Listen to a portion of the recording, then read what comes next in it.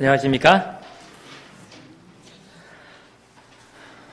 오늘도 이렇게 하나님의 말씀에 잔치를 열어주시고 우리 모두가 하나님 앞에서 이렇게 하나님의 말씀을 또 배울 수 있는 시간을 허락해 주시니 감사합니다. 자, 오늘 제가 여러분들께 드리고 싶은 말씀은 구제에 대한 이야기인데요. 잠언 11장 25절에 보면 이런 말씀이 있습니다. 구제를 좋아하는 자는 풍족하여질 것이요 남을 윤택하게 하는 자는 자기도 윤택하여지리라. 이런 말씀이 있는데요. 구제가 무슨 뜻인지 아시죠? 구제가 뭐죠? 구제.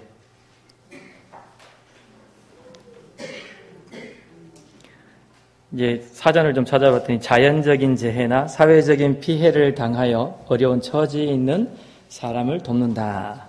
이런 의미가 구제라고 합니다. 간단하게 이야기를 하자면 어려운 사람을 돕는다가 되겠죠. 자, 아까 제가 잠언에도 읽었지만은, 잠언 말씀에도 나와 있지만은, 풍족하여지고 남을 윤택하게 하는 자는 자기도 윤택하여지리라. 이 구제라는 거는 우리가 그리스도인이 되었건, 그리고 그리스도인이 아니건, 이것은 누구에게나 인정을 받는 행동 같습니다. 그렇지 않습니까? 어디 나가서 누구한테든지 다른 사람을 위해서 돕고 그렇게 하는 것, 그것은 누구에게나 인정받는 사랑의 행동이죠. 이 구제에 대한 이야기가 많은 말씀들이 있겠지만은 가장 예수님께서 얘기하셨던 것 중에 하나가 우리 누가복음 10장에 나오는 선한 사마리아인의 비유가 되겠습니다. 거기에서 누가복음 10장 26절에 보면 예수께서 이르시되 율법에 무엇이라 기록되었으며 내가 어떻게 읽느냐? 대답하여 이르되 내 마음을 다하며 목숨을 다하며 힘을 다하며 뜻을 다하여 주 너의 하나님을 사랑하고 또한 내 이웃을 내 자신같이 사랑하라 하였나이다. 예수께서 이르시되 내 대답이 옳도다. 이를 행하라. 그러면 살리라 하시니 그 사람이 자기를 옳게 보이려고 예수께 여짜오되 그러면 내 이웃이 누구니까? 자, 이 선한 사마리아인에 대한 얘기는 여러분들도 많이 들으셨고 그것에 대한 지혜를 많이 또 공부하시고 명상하셨을 것입니다. 실물교원 497페이지와 498페이지에 보면 선한 사마리아인의 시대에서 말인가요? 잘못 표현한 것 같은데 선한 사마리아인의 이야기 가운데에서 그리스도께서는 참 종교는 제도나 신조나 의식으로 이루어지는 것이 아니요 다른 사람에게 최대의 선을 베풀고 진정한 선으로 사랑의 행위를 하는 데 있음을 보이셨다. 그리고 사람의 운명은 모든 율법을 순종하는 여부에 따라 결정될 것이다. 하나님을 최고로 사랑하고 인간을 공평하게 사랑하는 일은 일상생애에서 실천해야 할 원칙이다. 이렇게 말씀을 하고 계십니다. 우리가 증언의 말씀과 우리가 성경을 통해서 이러한 다른 사람들을 돕고 사랑의 행위를 하는 것, 그것은 참 종교의 성질이고 그것은 곧 우리가 하나님의 율법을 순종하는 의미의 일상생애에서 실천해야 되는 원칙이다. 이렇게 말씀을 하고 계십니다. 이 사랑의 행위에 대해서 구제를 베풀고 남을 돕고 이거 하는 것에 대해서 조금 생각을 해봤으면 하는데요. 여러분들 혹시 법과 도덕이라는 것에 대해서 혹시 생각해 보신 적 있으십니까? 자, 쉽게 얘기를 좀 해볼까요? 제가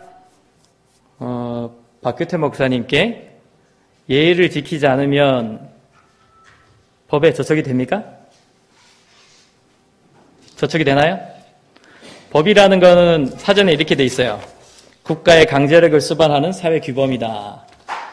그리고 도덕이 무엇인가? 사회의 구성원들이 양심, 사회적 여론, 관습 따위에 비추어 스스로 마땅히 지켜야 할 행동 준칙이나 규범의 총체, 외적 강제력을 갖는 법률과 달리 각자의 내면적 원리로서 작용하며 또 종교와 달리 초월자와의 관계가 아닌 인간 상호관계를 규정한다.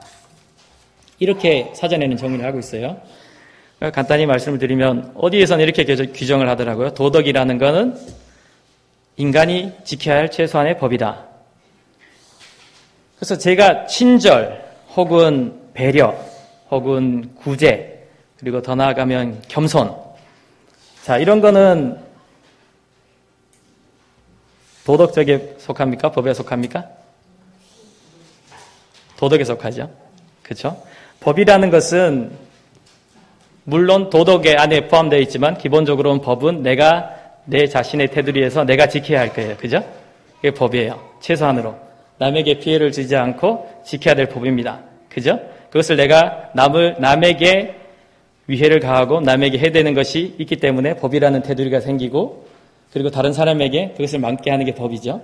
하지만 도덕은 더 나아간 거예요. 그죠? 나를 벗어난 다른 사람을 위해서 해야 하는 것. 해야 한다고 할까요? 하는 것이라고 할 수 있죠. 그래서 이러한 범위 내에서 구제라는 것은 그런 범위 내에서 도덕이라는 것에 사실 속합니다. 일반 상식으로요. 그래서 이러한 이 구제의 행위, 사랑의 행위, 이것은 말씀에 기초되어 있고 그렇기 때문에 이러한 기준을 우리가 하나님을 믿는다고 하는 그리스도인에게 굉장히 잣대를 댈 경우가 많습니다. 신문이나 또 혹은 뉴스들을 통해서 어떠한 선한 일에 대한 것이 이제 뉴스를 통해서 될 때에 이제 요즘은 댓글이라 그러죠. 밑에 이렇게 사람들의 의견이 달립니다. 거기에 보면 제가 보는 뉴스의 대부분에 보면 밑에 꼭 그런 글이 들어가요. 기독교인들이 이렇게 했으면 좋겠다라는 얘기. 기독교인들이 이렇게 살아야 되는 거 아니냐. 이런 얘기를 이렇게 달리는 것을 굉장히 많이 봤습니다. 그리고 혹은 또 교회에 대한 이야기를 할 때에 이 교회는 사랑이 보이지 않는다. 구제가 보이지 않는다. 우리 그리스도인들이 굉장히 그것에 대해서 비교라고 할까요? 굉장히 그런 것에 대해서 얘기가 많이 교회 안이든 교회 바깥이든 그런 것에 대해서 굉장히 얘기가 많이 됩니다. 그런 것으로 이제 기준이 삼아지고요. 자, 그러면은 이 구제라는 것은 구체적으로 하나님의 사랑의 행위를 하는 것에 대해서 좀 저는 굉장히 이 생각이 좀 엉뚱한 생각들이 좀 많아요. 이제 다른 사람을 돕는 것에 대해서 좀 얘기를 해보고 싶은데요. 다른 사람을 도울 때 어떤 게 더 좋은 것인가에 대해서 생각을 좀 많이 해봅니다. 우리 전승희 형제님, 다른 사람을 도우면 불쌍한 사람을 돕는 게 낫겠습니까? 아니면은 다른 사람 혹은 이제 국어를 하시는 분이나 이런 분들을 돕는 게 낫겠습니까? 요즘 자선단체들 참 많죠. 도와주는 회사들. 그죠? 유니세프라든지 자선단체들이 굉장히 많은데 그쪽에 도와주는 게 더 낫겠습니다. 돈을 가지고 있으면 어디다가 도와주고 싶으세요? 직접적으로 도와주는 거요? 네. 실제적으로 제가 닥친 문제들이 그런 문제들이더라고요. 내가 누군가를 도와줘야 될 때에 어느 게 더 나은가? 저는 그런 생각을 하게 되면서 무슨 생각이 드느냐? 가난한 사람을 도와주는 게 나은가? 단체를 도와주는 게 나은가? 단체를 도와주는 게 더 안정적이지 않는가? 다 볼 수 있으니까 결과를 어디다 돕는지를 볼 수도 있고 그러면은 내가 잘 아는 사람을 내가 잘 모르는 일반적인 단체에 해서 돕는 게 나은가? 아니면은 우리가 갈라디아에 나오는 것처럼 더욱 믿음의 가정들에게 할지니라는 말씀으로 교회에 돕도록 하는 것이 나은가? 그러면 교회로 오면은 한국 교회를 도와야 되는가? 아니면 해외 선교를 도와야 되는가? 그런 게 저는 굉장히 그런 게 개인적으로 닥친 문제예요. 아주 선을 행하는 데 있어서도 굉장히 그런 게 고민이 많아요. 저는 그런 것에 대해서 어떻게 해야 되나? 어떤 게 더 옳은 길인가? 더 옳은 선택을 하지 아니하면 더 나은 선택이 아니면 어떻게 되는 거지? 하나님의 법은 사실 우리가 정의하고 있는 법의 수준을 넘어간 거잖아요. 그렇죠? 하나님의 법은 세계문은 어떻게 됩니까? 여기 나온 것처럼 하나님을 사랑하고 모든 인류를 공평하게 하나님의 마음을 가지고 사랑하는 거잖아요. 그렇죠? 그렇다면 그 공평하게 사랑하는 부분을 나는 어떻게 현실적으로 소화해야 할 것인가? 어떻게 행해야 될 것인가? 이런 고민들이 참 많습니다. 저는 이상한 생각일지는 모르겠는데 여러분들도 그런 생각을 하시는가 모르겠어요. 무언가 더 나은 선택, 무언가 더 확실한 선택, 그리고 더 나은 결정, 더 나은 결과를 하지 않으면 참 양심에 걸리는 것 같은. 내가 그것을 정확히 하느냐 안 하느냐의 문제가 아니라 그걸 하는 것 자체도 그렇게 고민이 돼요. 그런 생각을 하면서 이제 그런 생각을 쭉 하고 있는데 말씀을 준비하면서 이렇게 이런저런 생각을 하다가 이제 누가복음에 있는 말씀을 좀 보게 됐습니다. 누가복음 12장으로 가서요. 누가복음 12장 13절에 보면 누가복음 12장으로 가시면은 누가복음 12장 13절에 무리 중에 한 사람이 이르되 선생님 내 형을 명하여 유산을 나와 나누게 하소서 하니 이제 여기는 쭉 이제 요 얘기가 나오고 다음에 이제 다들 아시는 한 부자의 이야기가 나옵니다. 내가 재산을 축적을 했을 때에 더 나은 곳간을 지어가지고 내가 더 나게 편하게 살아야지 하는데 하나님께서는 어떻게 말씀하셨다 이런 얘기를 하기 전에 이 말씀이 나와요. 이 말씀이 무슨 말씀이냐 하면은 이게 실물교훈에 이렇게 쭉 찾아보면은 이 사람이 형이 있어요. 형이 있는데 형은 이 유대 장자가 있으면 유대 법으로는 어떻게 되죠? 유산을 나눌 때에 하나님의 말씀에 의해서 어떻게 되죠? 두 배를 주게 돼 있어요. 그죠? 장자는. 그랬는데 이 사람은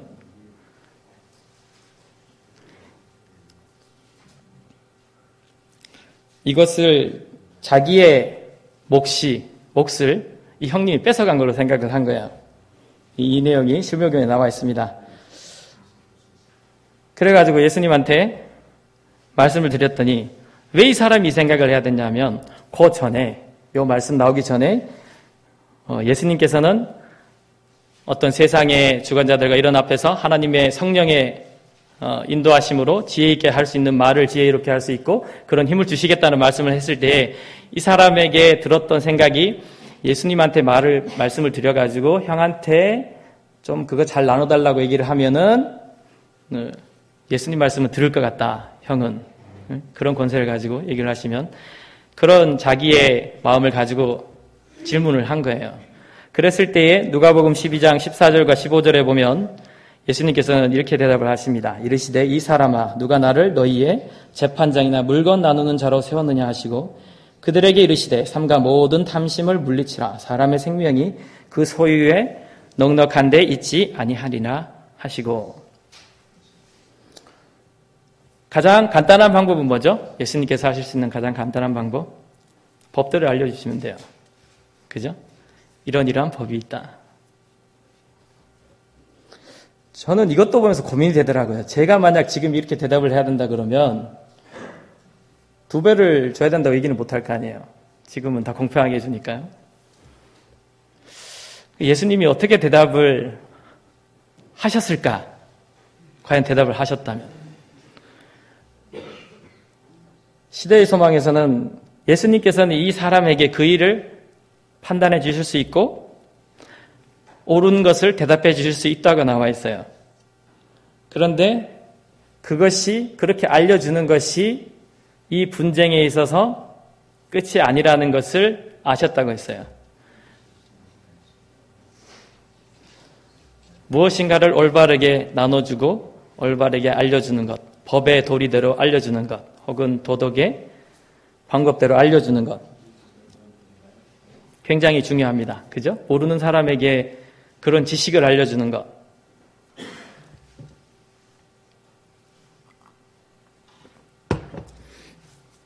근데 예수님께서 얘기하셨던 말씀은 예수님께서는 무엇을 보고 얘기를 하신 거죠? 그 마음이 탐심에 있었다는 것. 그 형제가 그런 탐심을 가지고 있었던 거예요. 사실 누구라도 양보를 했다면 설사 법으로 의해서 2배를 받을 장자라 하더라도 그 형제가 그렇게 얘기를 했을 때, 나눠줬을 때 해결이 될 수도 있겠죠. 그리고 그 동생에게 올바른 법을 설명을 해줘서 풀 수도 있었을 거예요.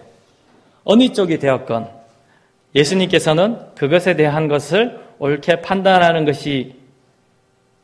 줄 수도 있지만 그것을 뛰어넘은 답을 해주신 거예요. 너의 마음 가운데 있는 탐심을 물리치라. 예언의 신의 소망의 254페이지 보면 그들이 할 일은 사람들의 세속적인 사건들을 해결하는 것이 아니라 사람들로 하여금 하나님과 화목하도록 설득시키는 일이었다.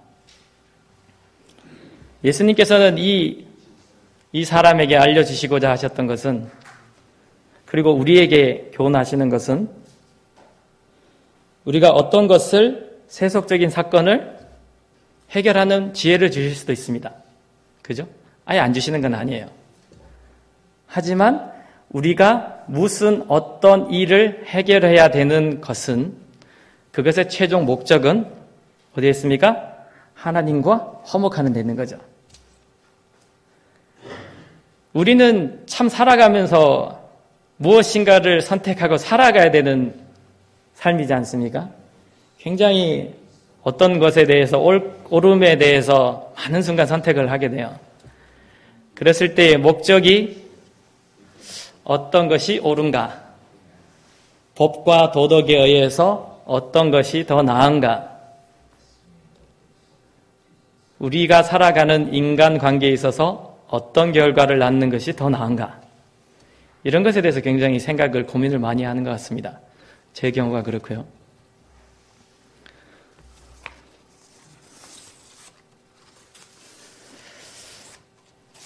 여기 시대의 소망에 있는 말씀을 좀 다 읽어드리고 싶은데요. 예수께서는 이 사람에게 그 일을 판단해 줄 수 있었다. 그분은 이 경우에 누가 옳은지를 아셨다. 그러나 이들 형제는 둘 다 탐욕이 강했기 때문에 서로 싸우고 있었다. 그리스도께서는 사실상 이러한 쟁의를 해결하는 것이 나의 일이 아니라고 말씀하셨다. 그분은 다른 목적을 위하여 오셨는데 이는 곧 복음을 전파하여 사람들로 하여금 영원한 사물에 대한 생각을 갖도록 일깨워 주시기 위함이었다. 그들이 할 일은 사람들의 세속적인 사건들을 해결하는 것이 아니라 사람들로 하여금 하나님과 화목하도록 설득시키는 일이었다. 인류를 복되게 할 그들의 능력은 이 사업을 수행하는 데 달려 있었다. 인류의 죄와 슬픔에 대한 유일한 구제책은 곧 그리스도시다. 그분의 은혜의 복음만이 사회를 저주스럽게 만드는 죄악을 제거할 수 있다.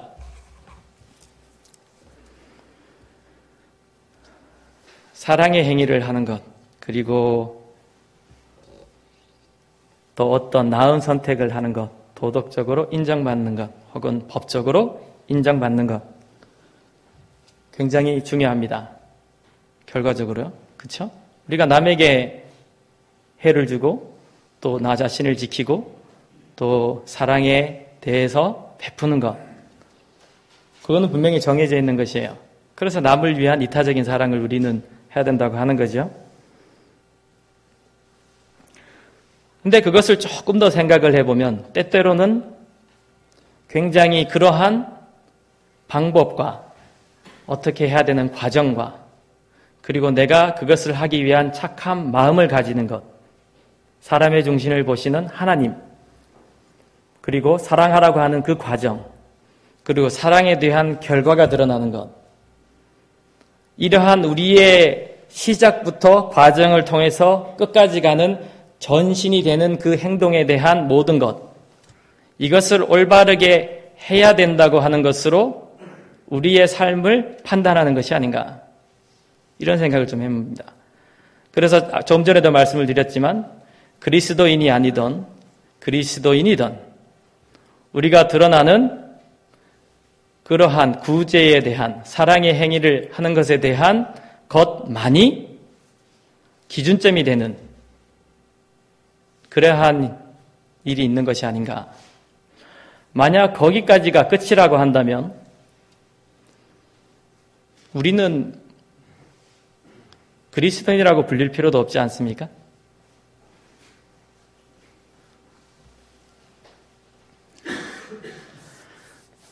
방금 우리 누가복음 12장에서 우리가 어떤 것을 판단하는 문제, 어떤 것을 올바른 것이 어떤 것이냐, 그것에 대해서 예수님께서 어떻게 대답하셨는지를 봤는데요. 그것에 대해서 제가 묵상하고 이렇게 명상을 하면서 생각해 봤을 때에 제 나름대로의 답을 찾은 것이 여기에 나와 있는 것처럼 유일한 구제책은 그리스도시다. 인류의 죄와 슬픔에 대한 유일한 구제책은 곧 그리스도시다. 여기가 목적이구나. 내가 어떠한 방법에 대한 어떠한 것을 올바르게 착한 마음을 가지고 착한 행위를 해서 아주 좋은 결과를 만드는데 내 자신이 집착했던 것이 아닌가. 거기에만. 그럼 그거 하지 말아야 됩니까? 아니죠. 사랑을 베풀려고 하셨잖아요. 그죠? 하지만 그것을 하기 위한 정말 그것이 가능한 것이 무엇인가 하는 거죠. 그 최종점이 어디에 두고서 우리는 얘기하는 것인가. 만약 단순히 그런 것에 드러나는 그러한 사랑의 행위에 대한 것만 묶어놓고 본다면 사람들이라고 할까요? 우리가 기본적으로 상식적으로 생각하는 판단의 기준이 맞을 거예요. 하지만 그것이 그것이 우린 열매라고 하지 않습니까? 드러나는 거예요. 그죠? 그리고 그것을 통해서 우리는 더 그것을 할 수 있는 근본적으로 목적으로 다가가게 되는 계기가 되는 거예요. 그리고 우리는 그러한 열매를 맺게 될 것입니다. 하지만 그 근본 뛰어넘는 것을 우리가 알기 때문에 우리는 그리스도인이라 불리는 거죠. 제가 이런 것을 생각을 쭉 하면서 이제 한국 집회가 있기 바로 전에 일본 집회가 있어서 일본에 잠깐 다녀왔는데요. 얘기를 좀 하나 해드리고 싶은 게 있는데, 제가 이제 돌아오는 비행기에 이제 한국의 집회를 참석하기 위해서 이제 비행기를 타고 돌아오는 비행기 아니었는데요.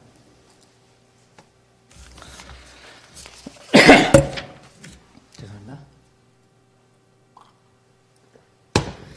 비행기 안에서 이제 이 말씀을 이제 제가 1시간 쓰는 것 때문에 쭉 그것에 대해서 생각을 하면서 다른 사람들에게 구제를 하고 또 사랑의 행위를 하는 것, 참 이런 것이 무엇인가에 대해서 쭉 하면서 이제 제가 이 말씀들을 준비하는 과정에서 했던 것들을 한 번 더 복습을 쫙 하면서 이제 생각을 하면서 이제 제가 돌아오는 비행기가 굉장히 늦은 시간이었어요. 한 8시 반, 저녁 8시 반부터 비행기를 탔는데 이게 도착 시간이 한 11시쯤, 한국 대구에 도착하니 한 11시쯤 되는 그런 비행기였는데요. 굉장히 늦은 시간이죠. 그런 것을 생각을 하면서 이제 이렇게 앉아있는데, 이제 3명이 앉는 자리였어요. 이렇게 3명이 앉는 자리였는데, 제 옆에 이제 한 커플이 이제 저는 복도에 앉았고 두 명이 이제 이렇게 앉아 있었는데, 이렇게 앉아 있다가 그런 말씀들에 대해서 쭉 생각을 하고 있는데, 이제 중간에 남자분이 앉으시고 이제 여자분이 제 끝에 창가 쪽에 앉으시고 이렇게 있었는데, 제가 이제 이렇게 누워가지고 그렇게 막 정리를 하면서 이제 잠이 딱 들려고 하는데, 그분이 이렇게 움직이셨어요. 이렇게 옆에서 이제 딱 움직이셨는데, 저를 이렇게 툭 치신단 말이에요. 이렇게, 이게 적강근사 같은 경우에 자리가 더 좁잖아요. 자리가 이제 딱 붙어서 이렇게 있는데, 툭 치셨어요. 그러면 이제 처음 생각이 어떻게 됩니까? 좀 움직이다가 쳤나 보다. 이렇게 처음에 들죠. 예. 그리고 이제 좀 이석을 이렇게 있는데, 이제 점점 더 이제 자세가 바뀌십니다. 다리를 이제 꼬고 앉으세요. 그래가지고는 이제 편하게 이렇게 가세요. 이렇게 하다가 이제 또 움직이면서 저를 또 툭 치는 거예요. 2번 쳤습니다. 하여간, 그러실 수도 있잖아요. 2번 정도는. 네, 2번 정도는. 2번 정도는 이제 움직이다 보면, 그죠? 비록 다리를 꼬고 앉으시긴 했는데, 거기서부터 이제 조금 마음이 좀 틀어졌는지 모르겠어요. 그렇게 생각을 하면서, 이해할 수 있지. 이제, 나는 방금 전까지 이제 말씀에 대한 생각도 하고, 구제에 대한 생각도 하고, 우리가 사랑행위를 어떻게 해야 될 것인가에 대해서 쭉 생각을 하고 있는데, 이제 그런 생각을 막 하면서, 이제 마음에 무슨 생각이 드냐, 이거, 유혹인가? 그러면서 이제, 뭐, 2번 정도까지는 참지. 이제 그랬는데, 다들 생각하시겠습니까? 좀 있으니까요? 또 쳐. 이렇게. 이 팔꿈치를 딱 치는 거예요. 그러니까 뭐 세게 치거나 이런 건 아니에요. 그죠? 그러니까 감정이 있어 치는 이런 건 아니니까요. 분쟁을 원하셔서 그분이 시비를 거는 것도 아닌데 그럴 일은 없잖아요. 이렇게 하면서 또 이렇게 툭 하는데 저기 여기를 탁 치시는 거예요. 3번째쯤 되니까 이제 생각이 좀 이제 몸이 좀 따뜻해지고, 네, 머리가 조금 따뜻해지고, 네, 이제 점점 이제 이렇게 마음에서 이제 요동이 좀 이제 그렇게 하기 시작하니까는 이제 뭐가 정말 더 마음에 안 들었느냐 하면 제가 위로는 좀 작은데 옆으로는 조금 여유가 있습니다.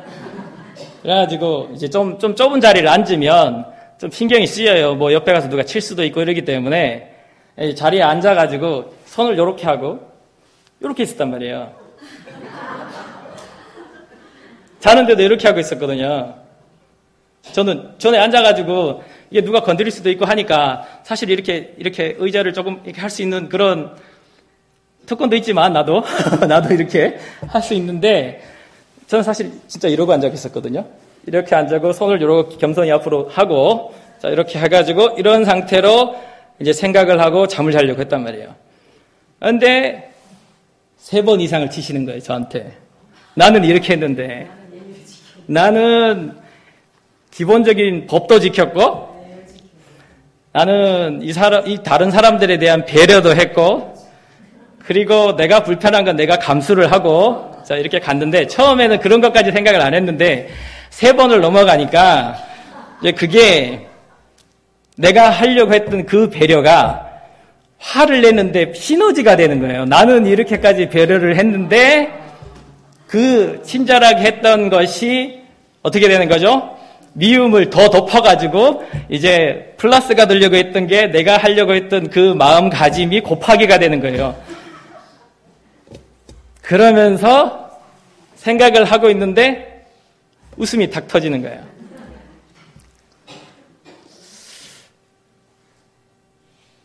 너무 웃기잖아요, 이 상황이.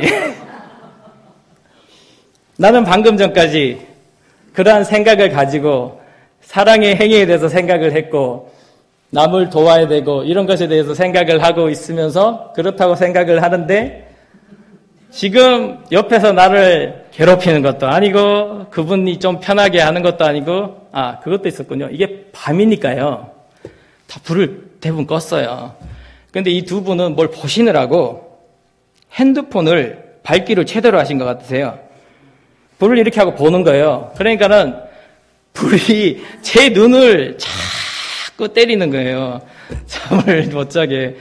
그러니까 이 주어진 상황이 보이지 않았던 것들이 제가 이게 좀 기분이 상하기 시작하니까는 다 플러스가 돼요. 그리고 내가 했던 것까지 곱하기가 되고 막 이렇게 고민을 하면서 정말 웃으면서 생각을 쭉 하는데 누가 나를 핍박을 하는 것도 아니고 시련을 주는 것도 아니고 내가 앉아가지고 내가 좀 남 좀 잘해주겠다고 손까지 꼬가면서 앉아가지고는 그렇게 해놓고는 누가 옆에서 이거 좀 건드렸다고 마음에서 그렇게 그냥 바뀌어가지고는 그러는 거예요.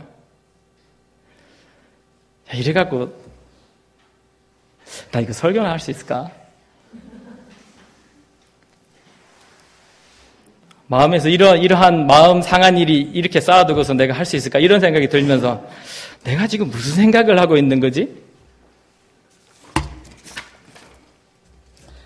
우리는 사랑에 대해서 사랑을 하라. 그리고 그러한 모든 것을 비우는 것에 대해서 생각을 하잖아요. 이 비행기 안에서 그 조그만한 일 하나에도 이런 생각을 하는 내 자신이 너무 초라하게 느껴지는 거예요. 내가 잘하려고 배려하려고 했던 그 손 꼬는 것까지 너무 수치스럽게 느껴지는 거야.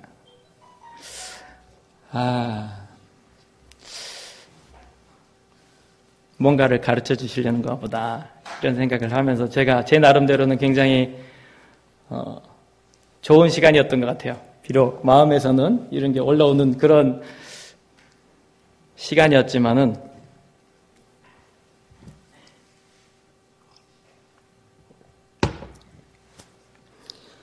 그러면서 참 언제나 생각하는 거지만 우리가 상식적으로는 그렇게 생각을 하잖아요. 우리의 이성과 우리의 감정을 다스려서 어떠한 사랑의 행위를 하고 또 나를 위해서 또 혹은 더 나아가서 남을 위해서 좋은 것을 하는 것이 사랑의 행위를 하는 것이 참 중요하다 생각을 하면서도 실제적으로 내가 생활에 들어와 갖고는 내 자신에 대한 것을 바라보고 내 자신이 그것을 취하려고 했을 때 그런 결과가 난다는 것을 교훈을 얻었어요.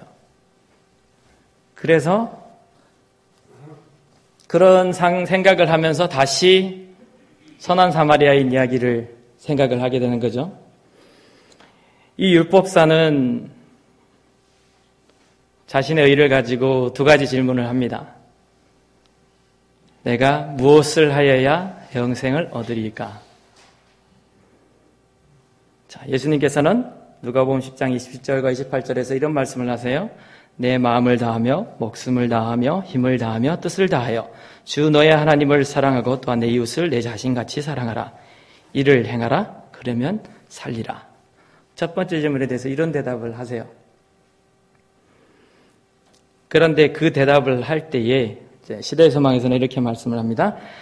율법사는 자신이 범법자임을 깨달았다. 그는 그리스도의 심령에 살피는 말씀을 통하여 죄를 깨달았다. 그는 자신이 깨닫고 있다고 주장한 율법의 의를 실행하지 않았다. 그는 동료들에게 사랑을 나타내지 않았다. 회개가 요구되었다.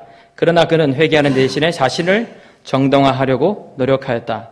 그는 진리를 인정하는 대신에 계명을 이행하는 것이 얼마나 어려운지를 보이려고 하였다.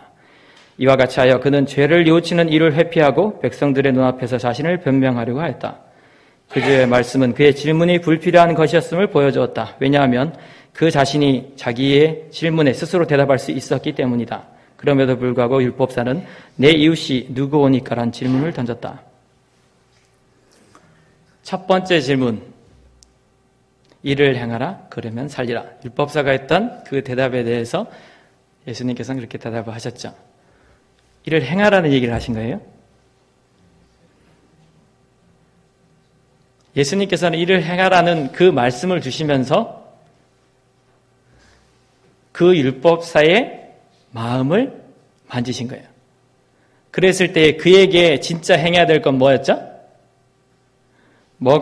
회개가 요구되었다. 하나님께서는 우리에게 우리의 마음을 만지셔서 우리의 아픈 부분이 될지도 모르지만 우리가 그러한 사랑의 행위를 해야 되는 것에 대한 말씀이라 할지라도 그것을 통해서 우리에게 요구하시는 것은 나 자신을 보고 나 자신에 대해서 내 자신이 어떻게 해야 될지에 대한 것을 알려주시는 거죠. 회개라는 건 뭐죠? 사실 이 회개라는 건 하나님의 사랑을 통해서 우리에게 이르러 오는 것이잖아요. 그렇죠? 그래서 우리가 하나님의 사랑에 대해서 요구되는 것에 순응하도록 그것을 알 수 있도록 알려주시는 거죠. 자, 그러면 두 번째 질문. 다시 율법사가 질문을 합니다. 내 이웃이 누구니까? 자, 그랬을 때 예수님께서 뭐라고 하시죠? 누가복음 10장 37절에 이르되 자비를 베푼 자니이다. 예수께서 이르시되 가서 너도 이와 같이 하라 하시니라.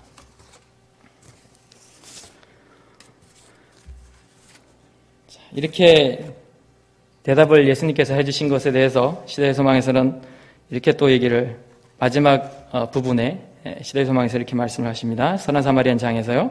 하나님의 자녀들이 모든 사람들에게 자비와 친절과 사랑을 나타낼 때 그들 역시 하늘 법도의 성격을 증거하고 있는 것이다. 그들은 여호와의 율법은 완전하여 영혼을 소성케 한다는 사실을 증거하고 있는 것이다. 그러므로 이와 같은 사랑을 나타내지 못하는 자는 누구든지 자신이 존중하노라고 공언하는 법을 범하는 것이다.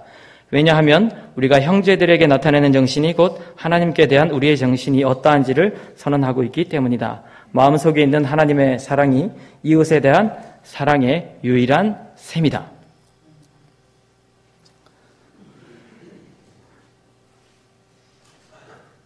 사랑하는 것 필요합니까? 구제하는 것 필요합니까? 여러분들은 얼마나 많은 영향력을 가지고 얼마나 많은 분들에게 영향력을 끼치실 수 있겠습니까? 혹시 그 부분까지 혹은 어떻게 하는 것까지 나의 생각과 나의 마음을 가지고 하시는 건 아닙니까?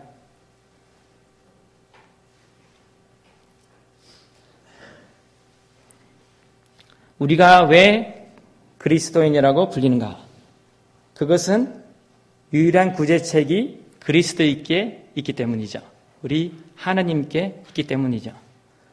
그래서 혹은 우리가 행하는 우리의 사랑의 행위가 율법사와 같이 어떤 우리가 하는 방법, 그리고 우리가 어떻게 해야 될 것, 우리가 어떻게 좋은 결과를 낳을지에 집중함으로써 오히려 그것을 넘어선 그 이전에 우리가 그것의 열매를 맺기 위한 하나님과의 관계를 우선시하는 것을 잊어버리고 있지 않은가.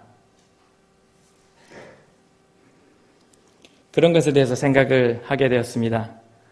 그렇게 생각을 쭉 하면서 이것이 바로 우리가 이번 주제에서 이 주제를 할 수밖에 없는 이유겠구나 라는 결론에 도달을 했습니다. 그래서 이 뒤에 말씀처럼 어떻게 나와 있죠? 우리가 여호와를 알자, 힘써 여호와를 알자. 하나님을 알아야죠. 그죠? 우리가 하나님의 말씀에 대해서 많은 우리 하나님의 종들께서 말씀을 많이 하셨는데요. 또 더 듣게 될 거고요. 자, 왜 우리는 이것이 절실하게 필요한가? 왜 우리는 이것을 중심에 두고 이것에 대해서 바라보고 있는가? 네. 그래서 제가 이 살아가는 데 있어서 어떠한 것을 더 좋은가에 이것에 대한 것을 물론 우리가 더 좋은 선택과 더 나은 영향력과 사랑의 행위를 해야 된다고 생각합니다. 그렇죠?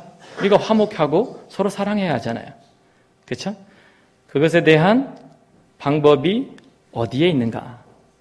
나의 생각은 내가 생각하고 있던 상식과 그리고 좋다고 하는 것들과 그런 것에 최종점을 두고 거기를 쳐다보고 있는 것이 아닌가.